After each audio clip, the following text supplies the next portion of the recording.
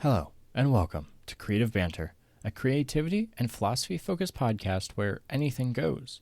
I'm your host, Cody Schultz. Joining me is the one and only Ben Horn. In this episode, we discuss what it's like to be a full-time landscape photographer, what that means, and how it affects our mental state, specifically regarding burnout. Let's dive right into it, shall we?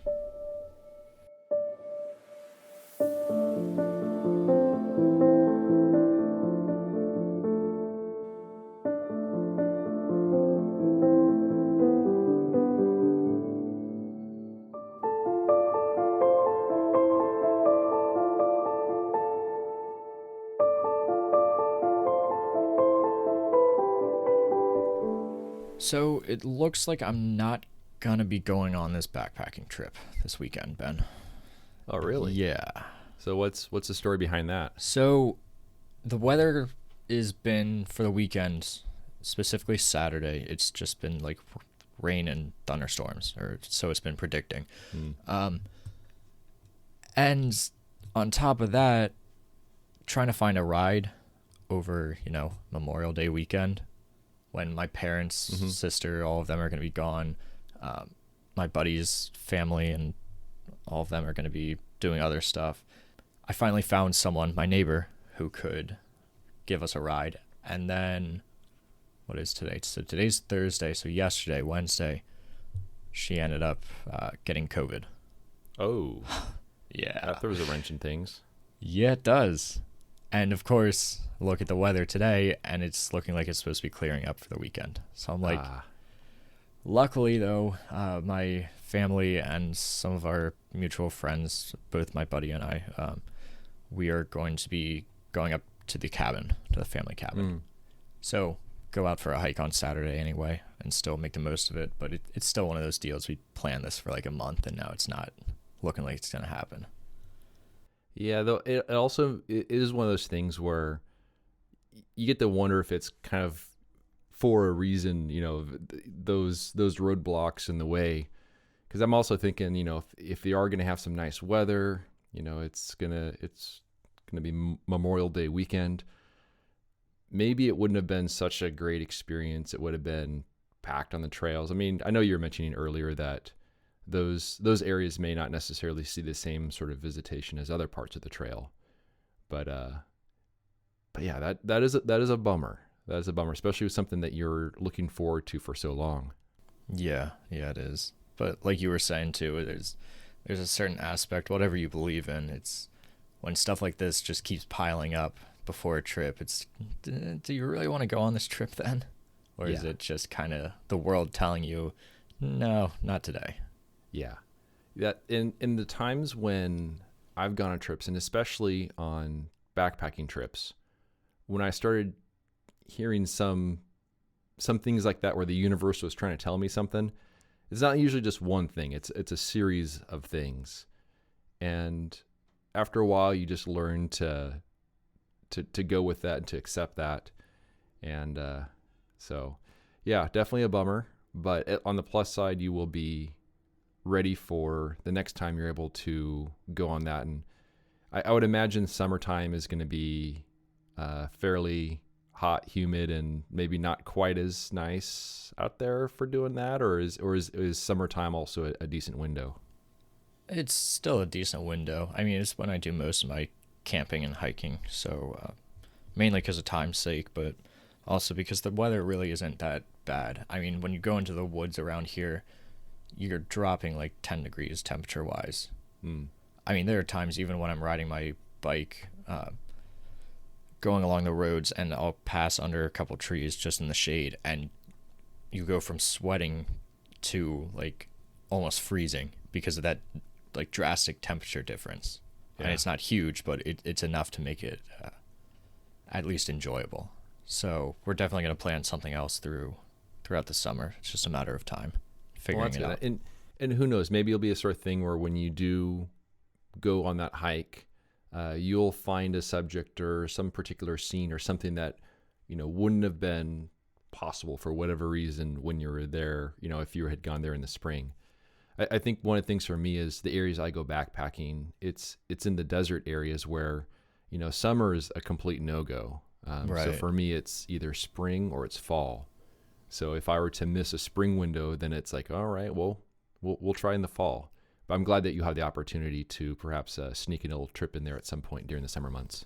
Yeah. And I also was, because of this not working out, I was thinking of other trips that I want to do. And I got my schedule and everything for the next, actually throughout the whole process of it for my master's. And Oh, nice.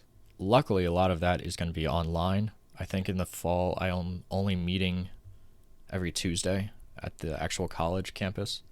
So I figured, you know what? I'm going to take advantage of this. I'm going to head up to Acadia for like 5, 6 days for a camping trip in the fall. Nice. So I'm like, yeah, I'll just make the most of it there. But yeah, so we'll see what all happens with regard to backpacking trips and all of that. But it should be a good year. Yeah, it's good that you have that degree of flexibility, because otherwise things get a little tricky. I never had, when I was in college, all the classes were, in person and everything, so we didn't have any sort of online stuff, and so you really get locked into a schedule. So at least it'll give you the opportunity to sneak out there perhaps, and so that's very good to hear. Yeah, yeah. So, like I said, we'll see what happens. But, you know. But I was actually speaking on your no-go for the desert. I was speaking to Scott Walton, I think last week, because of getting him to write for NPN. Uh-huh. And he was saying how he was out in the desert because I think his wife had some kind of work conference or something going on. So, yeah, he was saying how brutal it was out there, and that was just, yeah, I couldn't imagine doing that. Oh yeah. Yeah, especially when there's some pretty intense hikes involved. And you just have all of the heat radiating off the sandstone and off the sand and everything. But once you get down into some areas with some of the large cottonwoods, just like you were mentioning earlier, it feels so nice in there, even if it's a hot day. But yeah, and there's some times when there's some breaks in the in the temperature where things get a little bit more reasonable. But I've also found that those happen to be the times when there also is a lot of wind. So there's no winning there sometimes. Yeah, no, wind's never any good. No, not for photos. For video, man, it makes for some really nice atmospherics for the sounds. But if you're sitting there waiting to take a photo, waiting for those leaves to settle, yeah, it's forced patience. That's what it is. I actually found that the other day when I was taking some photographs just in the backyard here at home, just to break out the camera, but I found myself getting really lucky, and I find it quite often where I don't have to wait very long for wind to die down, which I think that's conducive more towards being in the woods. But a lot of times I'll wait maybe like 2 seconds and I'll just be able to take the shot and then pack everything up. So hearing you where you're out in these canyons with this wind that you have to wait for how long for certain photos is kind of foreign to me. Yeah, that kind of sounds like you have a superpower of some sort, because I don't think that's ever happened to me. There's been times when I'm setting up a composition, looking at it on the ground glass, and there's no real wind, and I just assume that's how it's going to be. But the moment I put the film holder in, it just starts blowing. So yeah, and there's a rhythm to the wind. It'll have its moments where it settles down, but I cannot relate to that moment of getting ready to shoot and then having that perfect break in the wind. So yeah, I think you might have a superpower there. Well, that's something I need to learn how to tame then. I'll find out if I actually have that superpower when I go out west. That's when I go into very your true. territory. Yeah. We'll see how well that lasts. But yeah, so speaking back towards NPN, I wanted to get your thoughts on the whole idea of being a full-time landscape or nature photographer. Because as it stands right now, all of my income is derived from photography, specifically through my writing. And now I know that it's not going to be enough to keep me going to truly be full-time for years to come, at least not as it stands right now. But nonetheless, it's been really weird to sit here throughout the days and know that that's where my income is being derived from. Mm-hmm. I know online a lot of people, when it comes to thinking of like the landscape photographer as a professional and making your money from it, it's this idealized state where you're constantly out in the field, you're constantly making new photographs, you're always doing something fun and adventurous. But that's not really the case, is it? It isn't. And it certainly varies from one individual to the next. But my experience has been, well, first of all, when I decided to make the leap into doing photography full time, it was a direct result of the pandemic. But I already had the I guess you'd say the resources, everything was already established for me to be able to make that leap. In terms of having spent many years doing the YouTube stuff and the box sets and everything else, so I had all the tools that were available to me. But even so, when I made that jump, it is a bit of a stressful jump, just because you don't have that complete sense of certainty. But one of the things that I've learned in the process is to trust the instincts that brought me to where I am. And it's not as though I'm just suddenly not going to be able to take photos, because now I'm at the point where I have to produce work that I'm very happy with in order to make an income from it. But it's not as though somehow one day I'll suddenly forget that. But one thing that was, I don't think it was a surprise to me, but it might be a surprise to some of the people listening, is that the amount of time that I spend in the field now is the same as when I was balancing a day job with photography.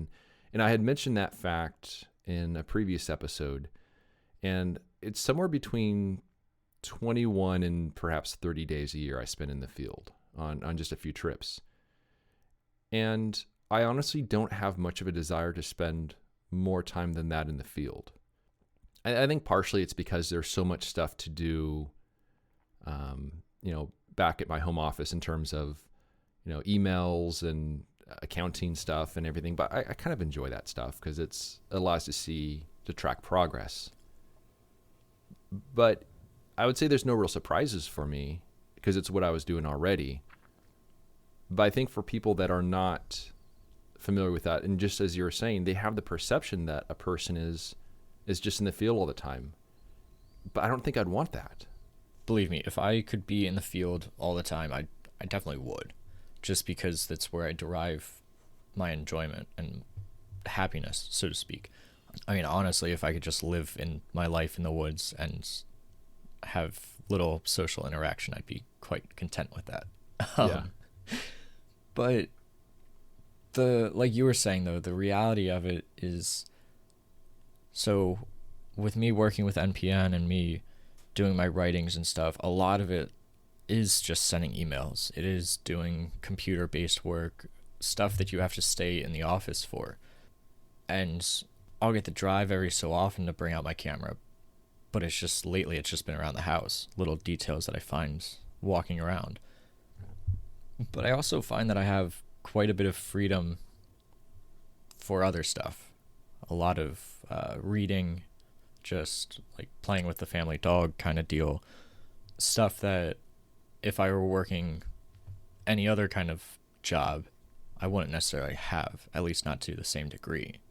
Yeah, I find, and maybe you can relate to this, that if I were to be doing photography all the time, I think I would not appreciate it as much. I think I need to have the balance of the other tasks that feel somewhat mindless at times, that make me appreciate the photo trips more.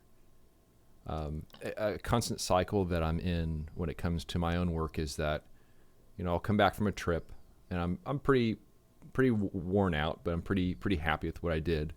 But then I have this mountain of work, the photos to scan to see how I like them, to work with them in Photoshop, the videos to put together, all the other stuff that goes along with it. But then I see the light at the end of the tunnel of all that work is going on another trip. And so for me, it's the reward for finishing all that work is to be able to go out into the field all the time. So it's kind of like going out into the field. It's a bit like having the dessert at the end of the meal, but you wouldn't want to have dessert all the time. You just, one wouldn't appreciate it. One wouldn't enjoy it as much, and it would be too much. And so I think having that form of balance is important for me because it makes me appreciate when I'm out there. In the fact that a place like Death Valley, a place like Zion that are fairly close to me, within, 7-8 hour drive, the fact that I just don't go there on a whim, the fact that I go there just, on, basically one dedicated trip a year to Death Valley. So I don't tire of the place. It doesn't seem, I don't wear it out. And another thing too, and perhaps this is something that you might relate to. I feel like if I were to produce too many images in one year, that I just wouldn't have a chance to really get to know them and to appreciate them.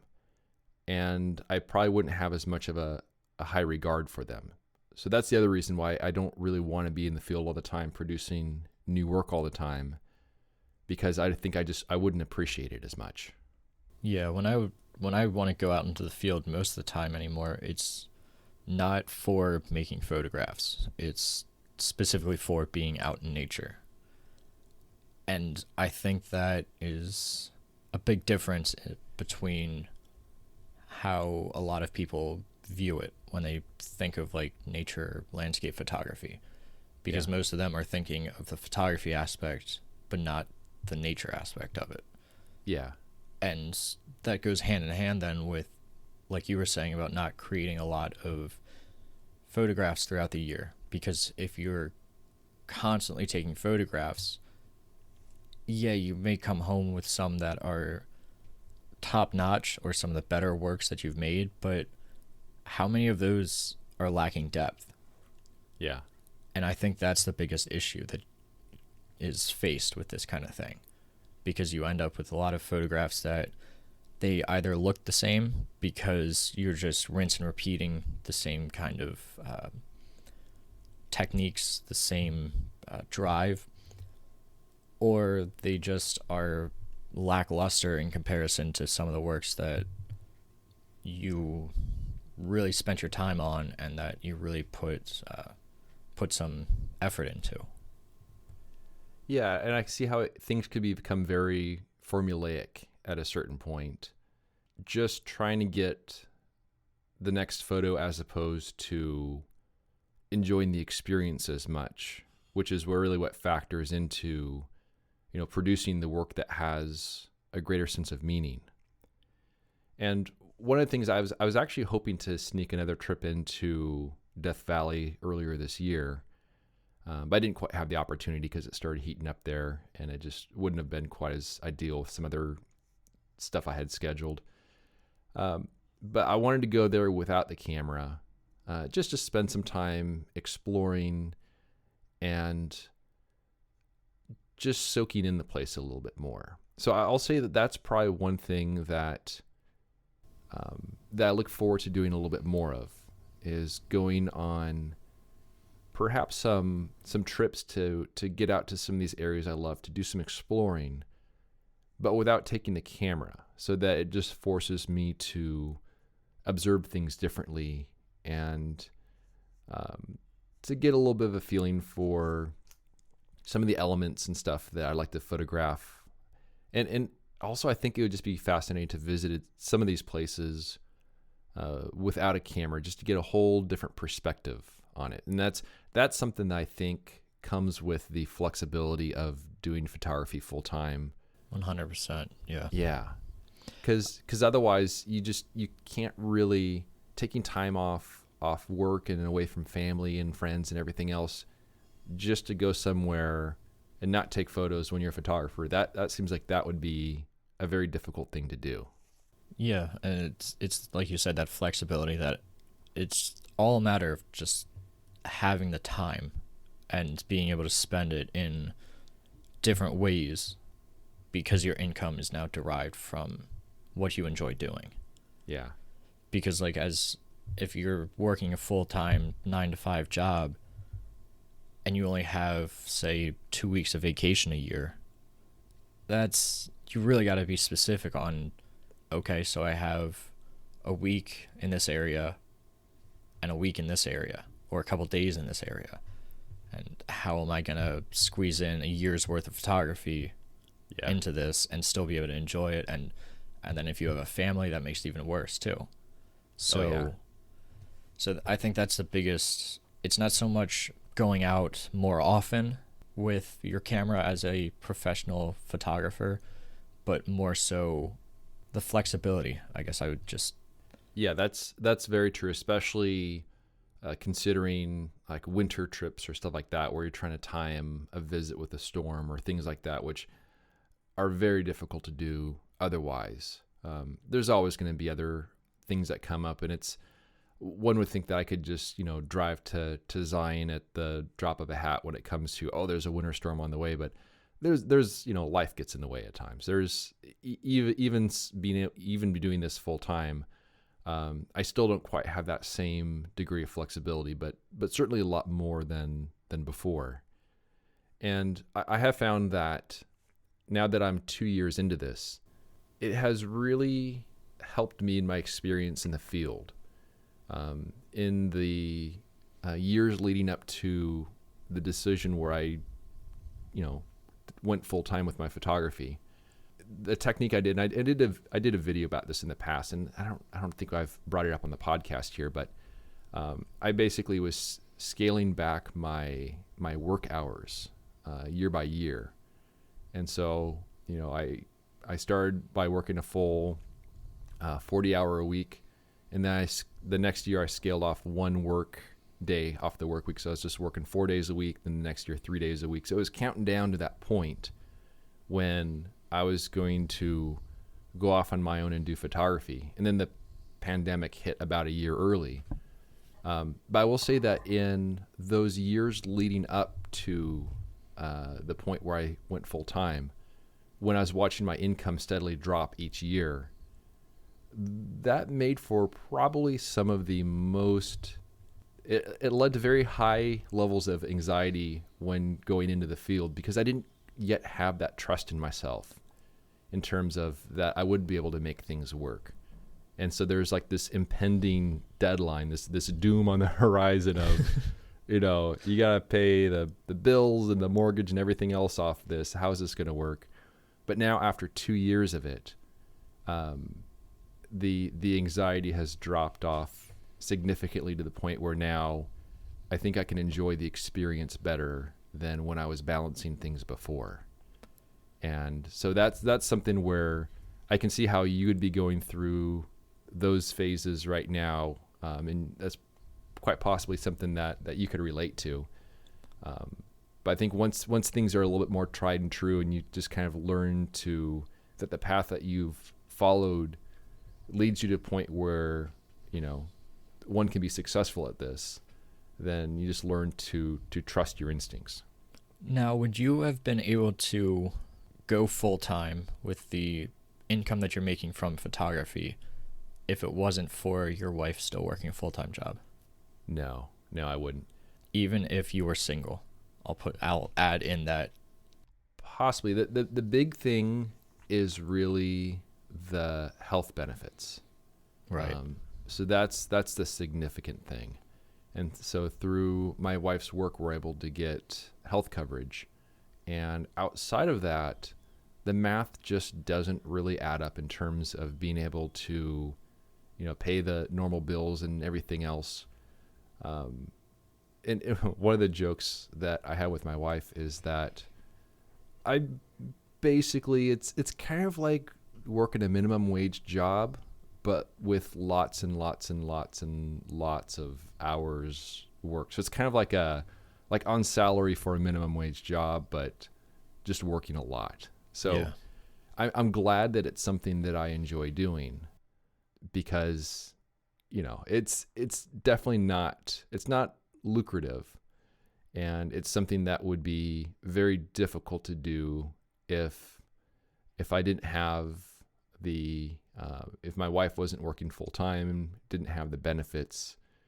So that's definitely something that people have to think about, just logistically, if it's even feasible. And thankfully, we don't have a very extravagant lifestyle, so that also helps out quite a bit. Yeah. I mean, even for me in my situation, the only reason as to why I can say that I'm making my income from photography is because I don't have any bills to pay, because I'm still living Yeah. at home. And the biggest bill that I have each year besides gas is the insurance on my car. So besides the luxury items, so to speak, that I want to get, or like the film for my camera, that kind of deal, I don't have anything that I need to be buying. So that helps out a ton too. And really just helps to show that everybody's situation is going to be different. Yeah.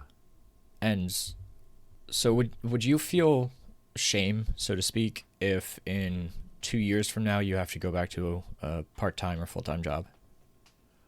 Um, I mean, probably to some degree, though I will say that I'm fairly certain that won't happen, just from the standpoint that I'm very uniquely unqualified for pretty much every other line of work.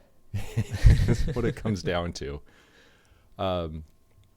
I enjoy being able to do my own thing when it comes to photography, and I think there's always a way of making it work, and adapting when things change. So I don't foresee a moment that I would need to go back to anything else. But I probably would feel some degree of it, because there'd be some degree of a feeling of failure or things along those lines. But I also just know in the back of my head there's nothing else that I would really want to do. So Yeah. I'm kind of stuck with it.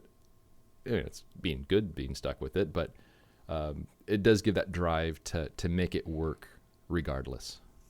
Yeah, I know at least two other photographers who had gone full-time with their photography, and then especially recently because of the pandemic and all that, things were hitting a little bit harder and they had to go back to working even just like a part-time or full-time job. Yeah. And I don't think there should be any kind of shame associated with that. Like, yeah, it sucks.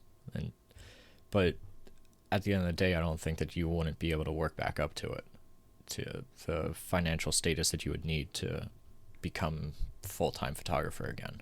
But I just wanted to get your thoughts on that. I just thought it was interesting. Which also leads to another thing too, which I think is probably one of the most important things when it comes to earning a stable living as a photographer, is finding ways to generate income from passive income. Because I think some of the people that were really hit hard during the pandemic were those that were leading workshops. Yeah. When you have pretty much all your eggs in one basket when it comes to generating a sizable amount of income based on one particular event that we saw all the workshops and everything else that was canceled.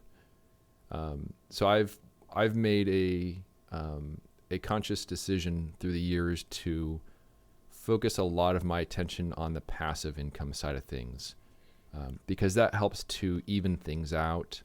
So it's not really a feast or famine sort of situation. And I think that's one of the things that has been very, very beneficial for me. And so that would be stuff like the ebooks, the voluntary contributions for the YouTube stuff. So stuff along those lines where I have a little more control over it and where it's timed out over the course of a year. So that's been a huge thing for me. And that's something I would certainly pass along to people who are listening to this, who are thinking that, maybe that's a move they might want to make. just take a look at some of the stuff for passive income, because that will give you less of a anxiety attack when things go awry. And that goes hand in hand with diversifying too. I mean, Mm-hmm. you want to have your hand in as many baskets as you possibly can. You don't Yeah. want to just rely on workshops or just rely on print sales. You want to be trying to do a conglomeration of everything. I mean, like Yeah. for me, for writing, I mean, that's a big thing. I don't, and that's right now where I make pretty much all of my money from. It's just the articles that I write.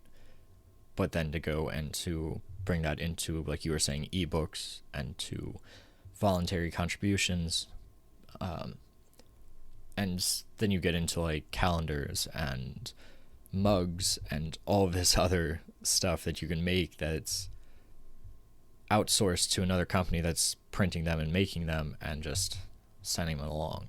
So there's plenty that you can do, but I think that's something that people, like you were saying, that people need to realize is you can't just be relying on one source of income, even if these passive incomes are so much, they aren't as immediately rewarding. I mean, like your Yeah. voluntary contributions are, it's $24 a year. I mean, that's not a ton Yeah. of money, but you add it up through however many you have and At through least the 3 or years. 4. Yeah. I know I'm on there. I'm contributing or contributing. Yeah, So, I mean, definitely appreciate that. yeah, there's one for you. So you get Yeah. $24 a year, and that's it. That's what you're living off of. You can buy a couple packs of ramen. Yeah. And that kind of leads to something else that I've been thinking about lately, which is productivity.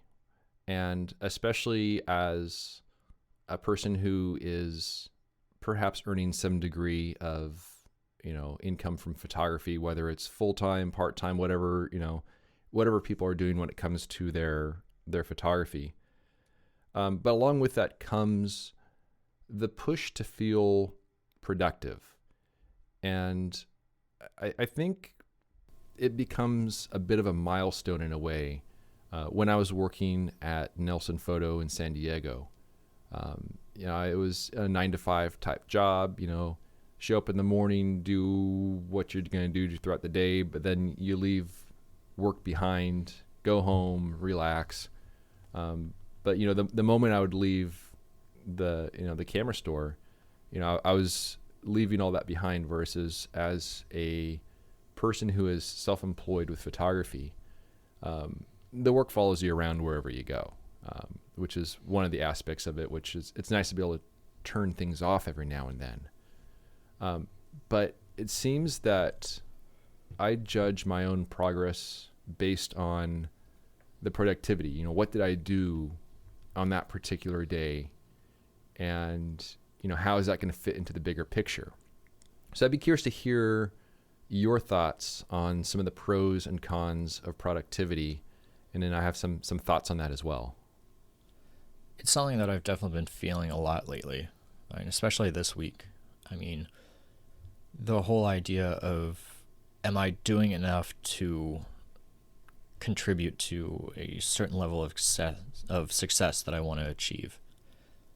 And whether that's in the form of sending out enough emails, of writing enough articles to then pitch to different online magazines or publications, it's tough because you can get into your head a lot with it. Yeah.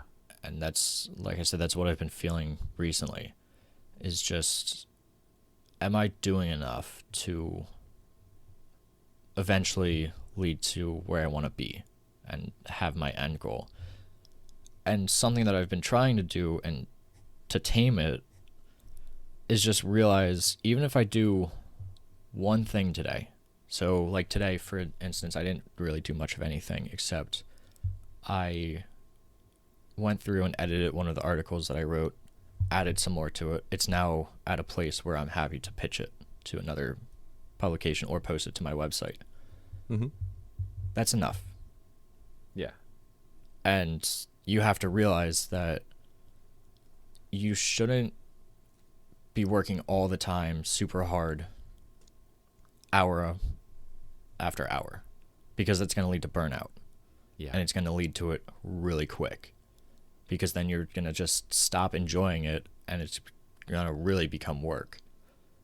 Whereas if you're taking these little baby steps of and being productive in that manner, you're going to be able to pace yourself. And yeah, you might not grow or as quick or have the immediate success, but just like passive income, it's going to reward you over time. And that goes back to what we had talked about in a previous episode when it comes to long-term goals versus short-term goals, because that's just how important it is. It seems as though modern culture, a lot of internet-based stuff, there's some degree of almost pride in burnout culture, or where you're supposed to work yourself all the way down to nothing, and somehow some people seem to see that almost as a badge of honor. The glorification of burnout. Yeah. I mean, you scroll through like Instagram or like YouTube Shorts or any of that kind of stuff, and you see like the Gary Vaynerchuks of the world, who are all just constantly about like the grind and like work, and don't stop and all that. But I'm like, getting like 4 hours of sleep a night, if that.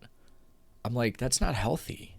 No, it's not sustainable. No, it's not healthy. It's not sustainable. And most of the people who are consuming the content from like Gary are people in my age bracket. So like early 20s to mid 30s kind of age bracket. And you're telling us to constantly be working and constantly be doing something. I mean, this is especially in your 20s, it's supposed to be the time that you enjoy your life, isn't it? Or so they say. Yeah. I mean, so I mean, now you're telling me that I'm not doing enough, and that if I'm not doing enough, I won't be enough to some guy's standards on Instagram that at the end of the day I don't really care about. And I think that's, it's rough. I'm glad that I missed out on that, because when I was in my 20s, this stuff wasn't around. And so I'm glad that culture didn't exist in the same sense back then, because perhaps it would have influenced me to, follow some of their path or go down some other route. I mean, I'm pretty stubborn and not going to do something I don't really want to do, but you do kind of wonder about that. And also I was thinking, just within the context of my photography trips, if I view one of my photography trips a bit as a microcosm for sort of burnout and the way that we work ourselves, when I go on my trips, I am on my feet all day long. Like, I am just wandering around. I cannot sit still. I'm like the epitome of the burnout culture sort of thing when I'm on my trips. Energizer rabbit. Yeah, totally. And it proves very beneficial in the short term, because I will find all kinds of really interesting subjects to photograph. But after about 5 days or so, eventually my body will have a rebellion. It will there'll be a moment where I'm just sitting in the front seat of my 4Runner. And it happened on my recent spring trip. I was in Capitol Reef, and I went back. It was like 8 days into my trip or so. So this was after many days of backpacking, and I guess I had just used up all of the built up reserves of whatever energy stored in the muscles and stuff.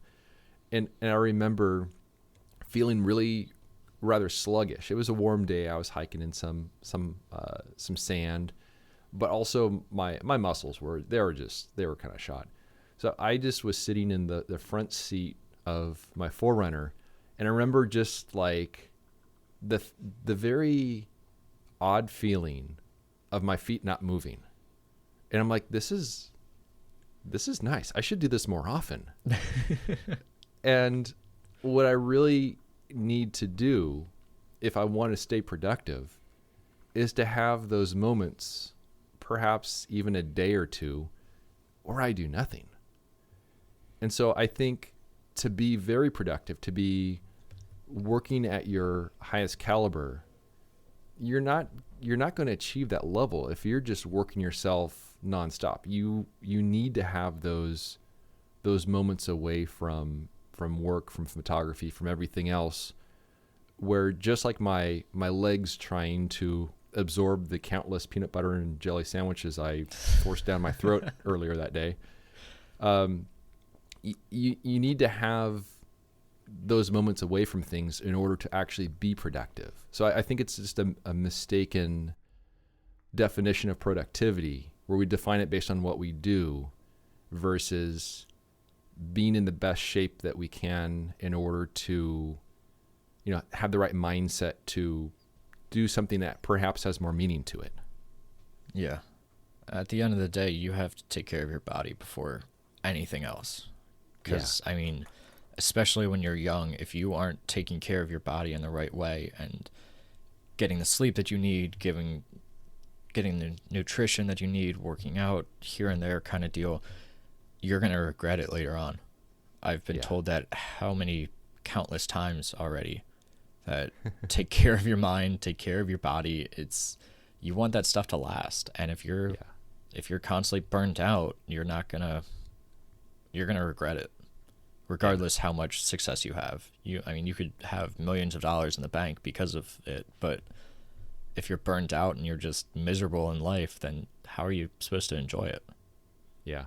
And especially it's important to take care of your mind, because it just seems like with just constantly absorbing social media, just never shutting one's mind off.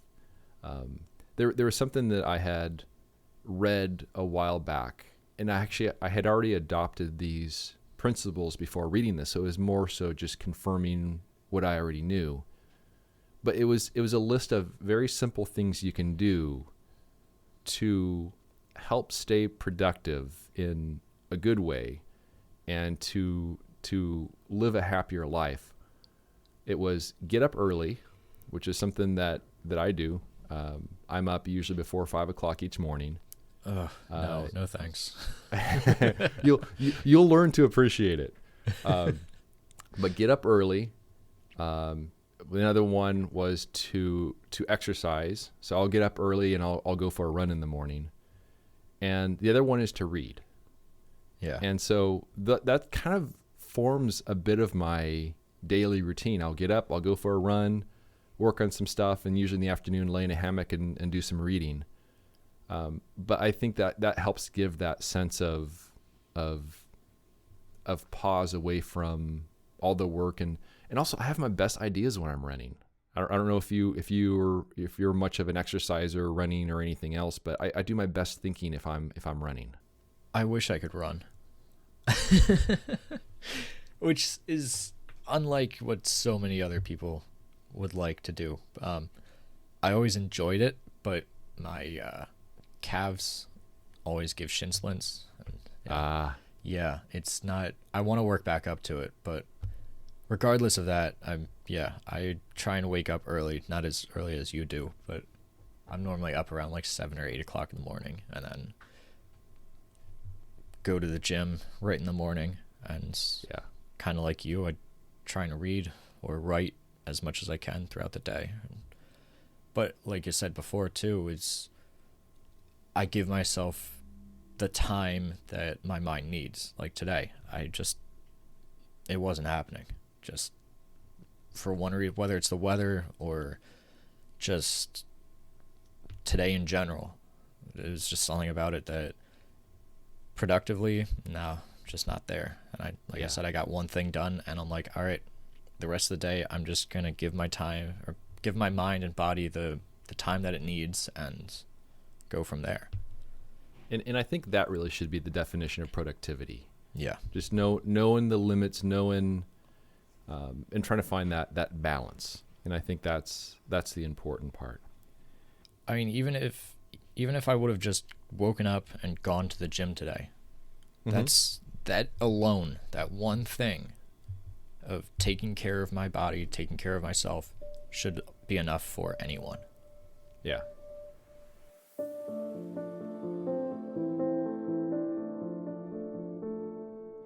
I hope you enjoyed our creative banter. You can learn more about Cody's work by visiting his website, codyschultz.com, and you can find my work at benhorn.com. If you have any questions or comments, you can reach out to us by email at cody@codyschultz.com. Thanks so much for listening, and we'll see you around next time.